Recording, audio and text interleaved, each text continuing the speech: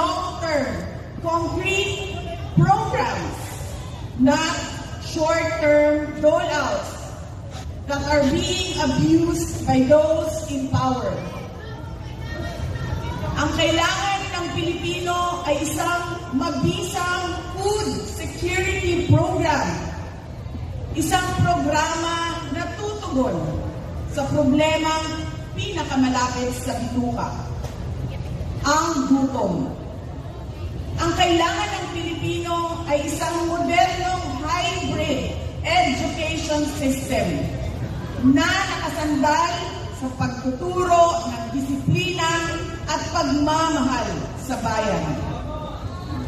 Ang kailangan ng Pilipino ay isang tunay na universal healthcare system na tutugon araw-araw sa lahat ng health centers at hospitals at hindi lamang sa mga supporters ng politiko.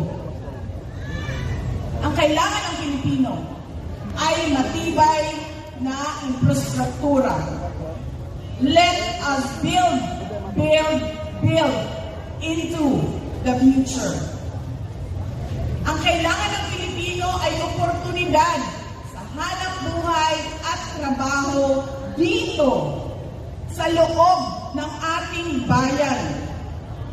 Masakit sa kalooban nating lahat ang kalagayan ng maraming nating OFWs na malayo sa kanilang mga mahal sa buhay.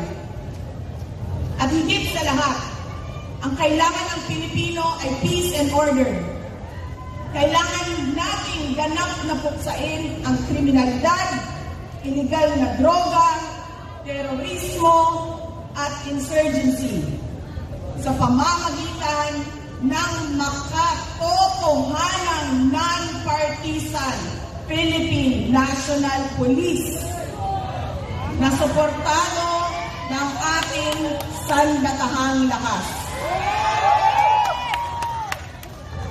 Kinahanglan undahon nato ang batasan sa pagpili sa mga kandidato na gikan sa political dynasty.